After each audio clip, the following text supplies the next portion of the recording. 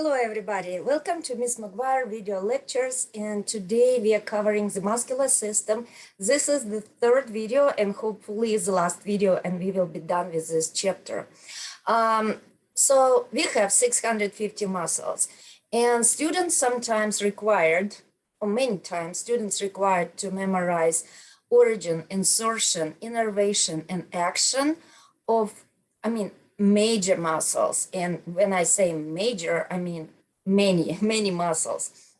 But I'm planning on making a separate videos where when I cover muscles by regions, then it will be a little bit easier. So just expect this video to be really overview. We are not going so much in details about those muscles, right? Okay, so let's go ahead and begin.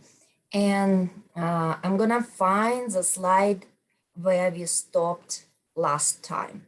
So I think this is where we're gonna start today. Right, so muscles that position the pectoral girdle.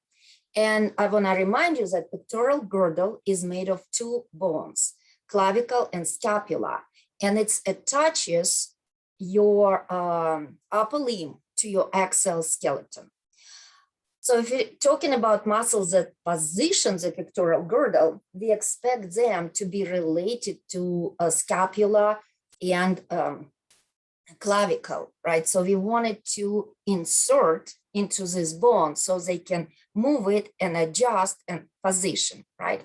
So those muscles will include anterior muscles, such as subclavius muscle that is under the clavicle. So that's your subclavius right here.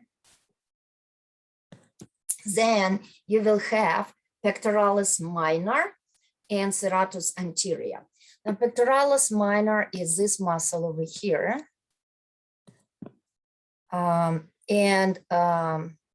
insertion is coracoid process of scapula. So you see it inserts into scapula. And to find the pectoralis minor, first you need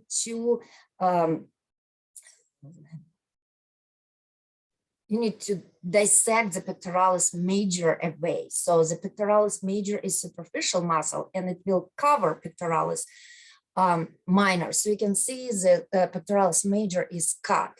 So you need to cut and reflect it back, and deep to pectoralis major, you will find pectoralis minor. Now, pectoralis major insert into humerus. Pectoralis minor inserts into scapula. Serratus anterior is this muscle just inferior to pectoralis minor and also inserts into scapula. Now, posterior muscles will include trapezius, so look, this huge big muscle over here, superficial, the most superficial muscle, that's trapezius. Then deep to trapezius, we have rhomboid major and rhomboid minor. So here are your rhomboid minor, right, and rhomboid major. So now, as I told you before, if we're looking at muscles that position pectoral girdle, right, and here's all your muscles here, but look where the insertion point is. Clavicle, scapula, scapula, scapula and clavicle, scapula, scapula, right? So we want to insert into scapula so we can position it, right? And the action will be a rotation of shoulder,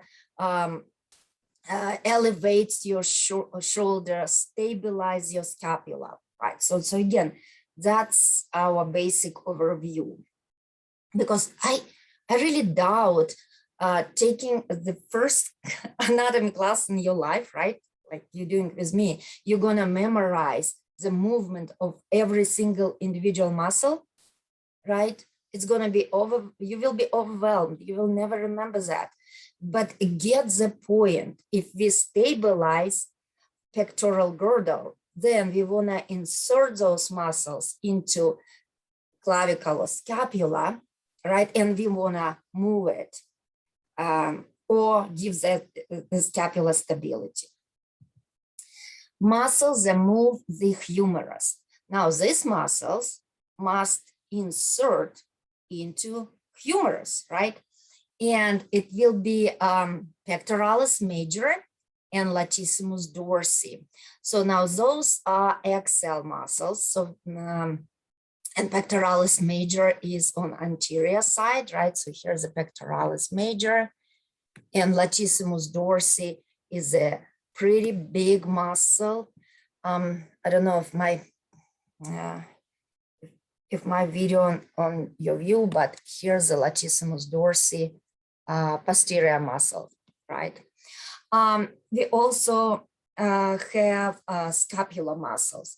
Now, these muscles move your humerus. Remember, like previous muscles that stabilize your scapula, they insert into scapula. You see, insertion is scapula. Now, these muscles move humerus, and we call them scapular muscles. So what's going on over here?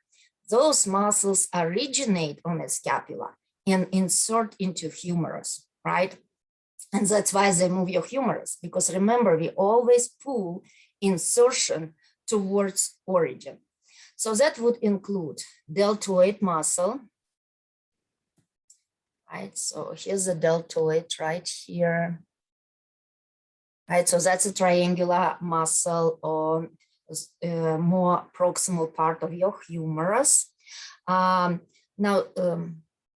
I will look at subscapularis in a minute, but look at this, supraspinatus and infraspinatus. Let's find those muscles first. So this is posterior view, right? So that's your arm, and that's your scapula. And scapula has this bony part over here that's called spine of the scapula. So actually, you guys can palpate it. If you palpate your scapula, you palpate this bony part here, that is spine.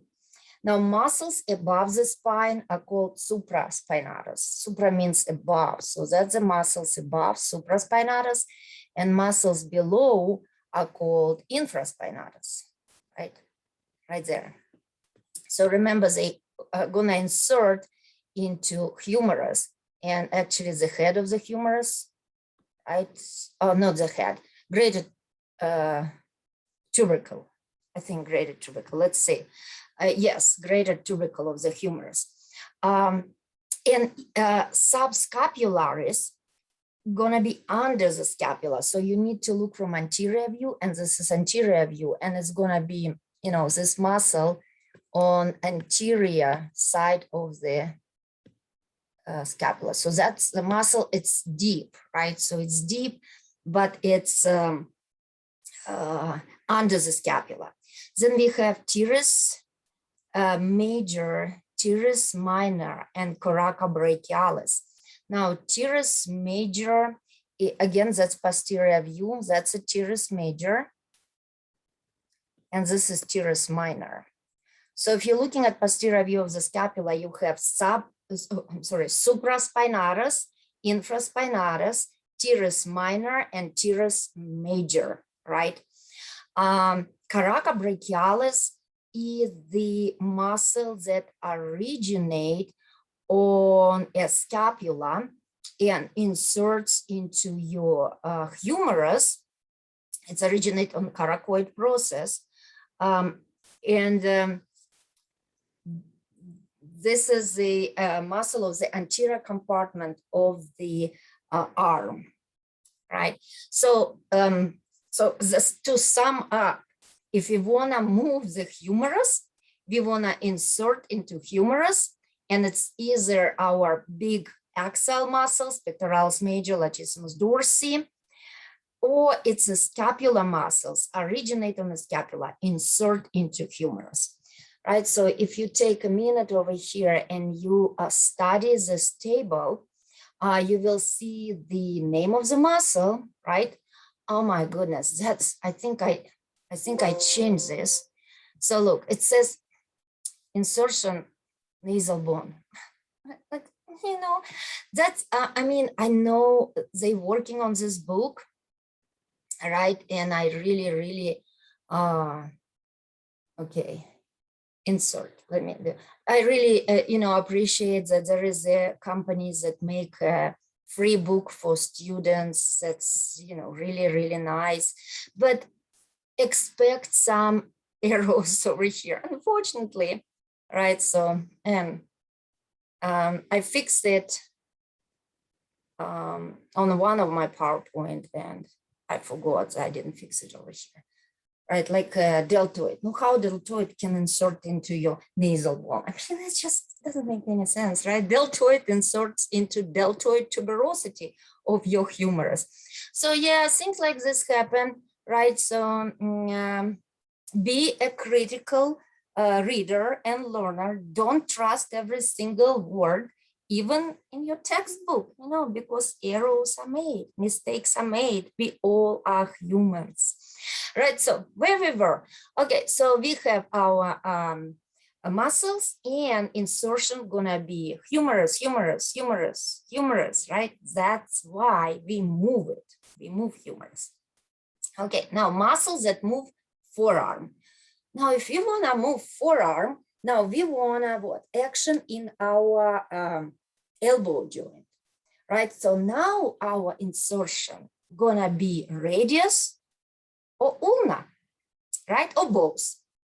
So we have muscles that are flexors and extensors. We do have also pronators, supinators, but here we're looking at flexor extensors first. So where those muscles need to originate? Well, if you wanna move the forearm, right? You wanna originate either on scapula or on humerus, and you wanna insert this muscle into your radius or ulna. And we will see that's exactly what happened. So anterior view, that's anterior view of your arm and forearm. And here's our well-known muscle, bicep brachii, right? Originate on a scapula, inserts into radius. Also in anterior compartment, we have muscle that is called brachialis and brachioradialis. All right, so that's our three muscles of anterior compartment, and those will be flexors.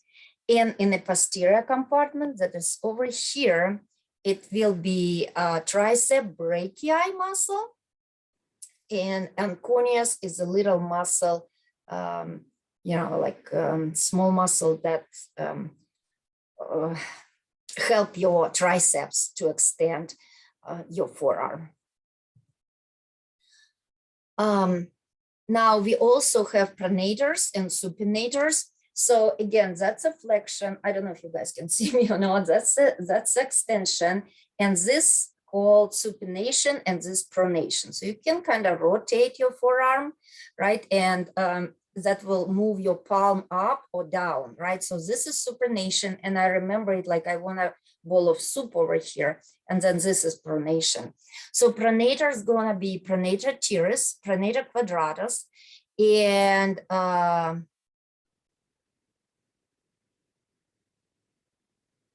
supinator. Well, supinator isn't supinator, so it's obviously cannot be right here, right? Right? I don't know. It's what I would think.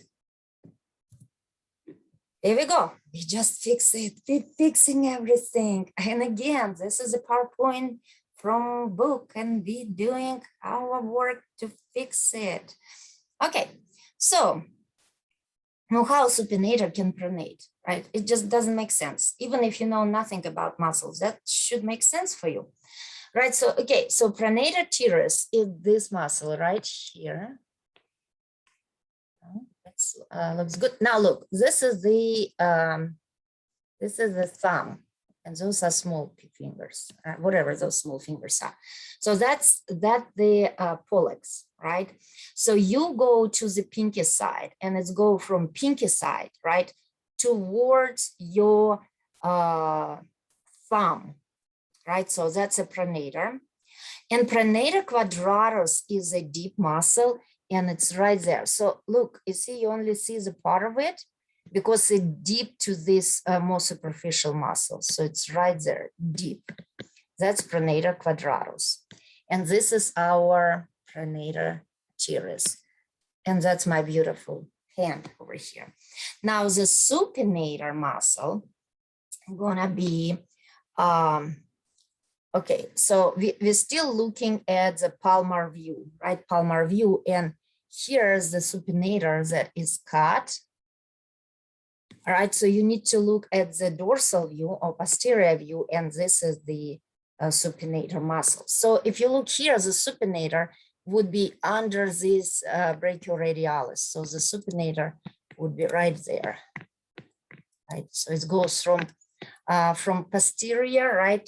And it's on the thumb. So pronator is on a little finger, right? And supinator is where your big thumb is. So that would be supinator. But the supinator, again, remember, it's a deep muscle. It's not on top, it's under, right? Okay, so pronators, supinators. And yeah, here's the summary of the muscles that move your forearm, right? So again, please take a minute and make sense of this diagram. Okay, now we move to the muscles that move your wrist, hands, and fingers, right? So if muscle move your wrist, hand, and finger, think about it, where my insertion point should be. Well, it should be either in your carpal bones, metacarpal bones, or your phalanges, right? Or maybe it can insert in several areas, right? But if we wanna move wrist, right, we wanna insert into carpal bones, again, metacarpal or phalanges, right? Because we always pull. Okay, and they will originate on your forearm. We do have muscles that will move your fingers, and we call them intrinsic muscles, right? So they do not originate on your radius or ulna, right? Or some of them originate in the humerus, right? So they originate on the humerus, originate on radius or ulna, and insertion would be carpal, metacarpal, and phalanges. So if we look at anterior compartment, and this is anterior compartment, and this is anterior compartment, the difference is those are superficial muscles and those are deep, right? So you will have superficial anterior compartment, and look, you have flexors over here. So flexor, flexor, flexor, and even deep compartment, you have flexor. So it tells you that muscles that are on anterior compartment, they flex. When we're talking about your upper limbs, with your low limbs, it will be opposite. In anterior compartment, you will have extensors, and in posterior compartment, you will have flexors. All right, so let's look here and what we see. So this is our pronator teres muscle, right? That's pronate. And again, where we at? Where is our little finger? So little finger is here. So I would put, okay, you know where your little finger is, that's your medial side, right? So that's a medial and this is lateral. So but you know, I know that students like it when they just be referring to like little finger and thumb. So the little finger would be right there. That would be a little finger over here, right? So you look from this side, from a little finger side on the medial side. So we have pronator, and then flexor carpi radialis. So it's a flexor, it's gonna flex, right? Your wrist. So it's flex your carpal bones actually, right? So your wrist, and it's on the radial side. So here's the flexor carpi radialis.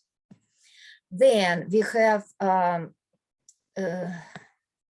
muscle that is called palmaris longus, just next to it, right? So that's going to be palmaris longus. And they all originate in the same area. It's called medial epicondyle. Then we have of the humerus, flexor carpi ulnaris, right? It will be on the ulna side, and ulna is the medial bone. And underneath these muscles, you will have flexor digitorum superficialis, just underneath them, right? So we kind of have muscles. You see, that's my little finger, and this is my medial epicondyle, and they will go this way, right? And they will flex. Now, deep muscles. So if you bisect them, right, and you cut them away from your view, you will see another muscles, flexor digitorum profundus and flexor pollicis longus. So here's the flexor pollicis longus, and it will flex your thumb, that pollex, or flexor digitorum profundus, gonna flex your digits, digit 2, 3, 4. And that's why it has tendons kind of go to all these 4 fingers, right? So, and again, that's a superficial, that's deep. Now, if you look at posterior arm, you also have superficial and deep compartment, and it's shown right where my picture is, unfortunately. Now we have superficial part, and look, it's all extensors, extensor carpi,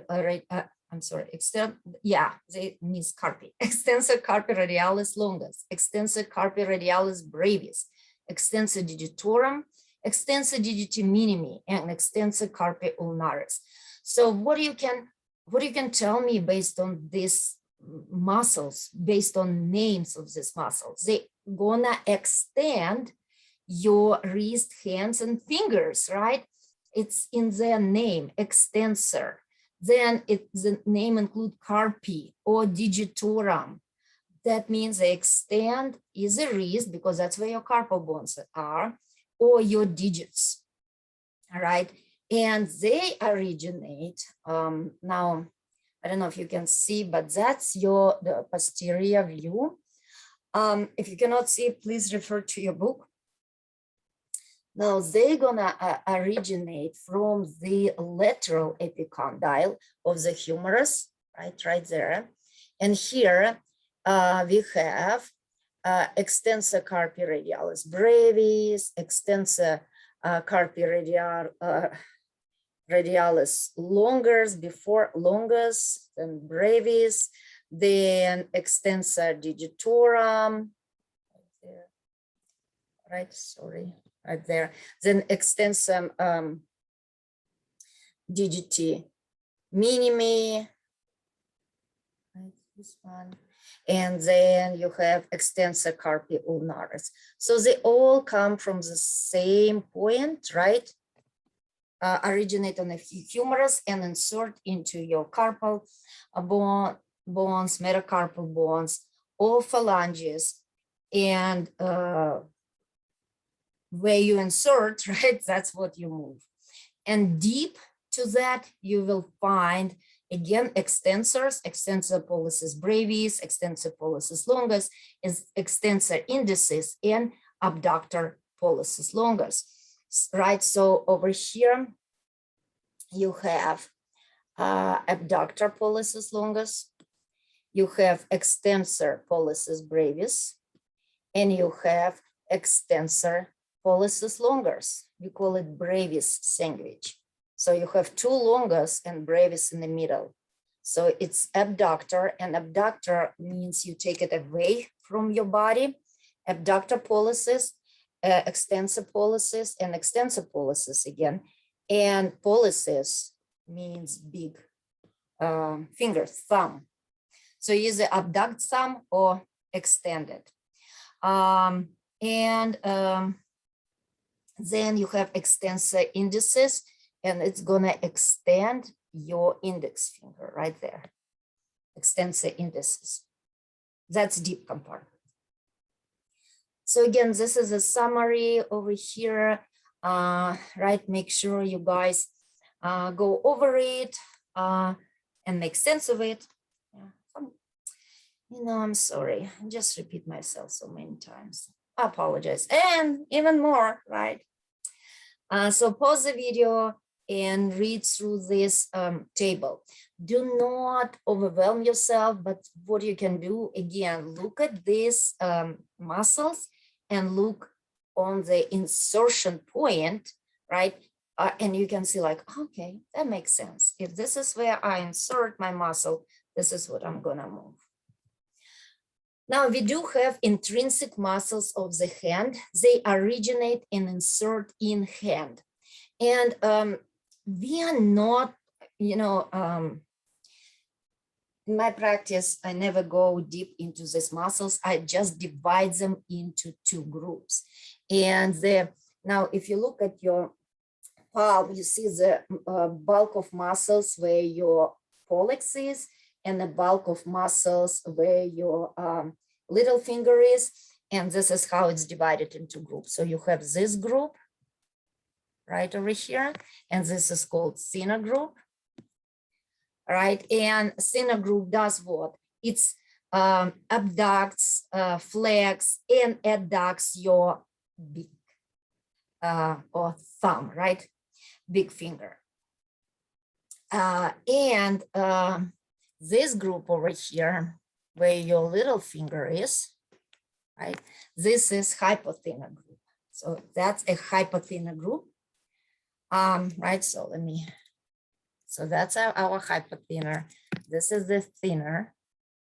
And then we have intermediate muscles, and intermediate muscles, obviously, in between these two groups. All right, and all these muscles, and we have them on the palmar side, on the dorsal side, like dorsal into osseous, right? Muscles, palmar into osseous. So all these muscles, they originate on the hand, they insert in your hand, and they're gonna adduct your fingers, abduct your fingers, flex, extend, and allow you to do this opposition. That's a movement that those muscles allow you to do, and it's called opposition. Okay, so that's intrinsic muscles of the hand and their summary. And now we're moving to the luteal region and muscles that move the femur. And this is going to be for our very last video, I promise. I just don't want to make it too long. I know, I see how students watch my videos like 12 minutes, 15 minutes, that's it. You don't have time to watch long videos. So see you next time. Thank you for watching, and I hope it was helpful.